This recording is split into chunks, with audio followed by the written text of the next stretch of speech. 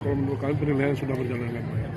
Sebetulnya tujuan daripada gerakan kami itu sendiri adalah pengendalian kependudukan. Bagaimana jumlah penduduk agar bisa berimbang dengan fasilitas maupun sarana prasarana yang ada. Dengan pemerintah daerah, tentu Bapak Bupati dan Bapak Wali Kota Provinsi Aceh, terkhusus Aceh Tengah ini. Sekarang ini kita sudah mengalami kemajuan dalam program kita, yang mana salah satu indikasi atau indikator keberhasilan itu adalah turunnya total fertility rate. Ini kita selalu berkoordinasi dengan BKKBN, baik itu provinsi maupun kabupaten. Harapan kita adalah dalam jangka pendek kita mendapatkan keluarga-keluarga yang sehat, yang sejahtera.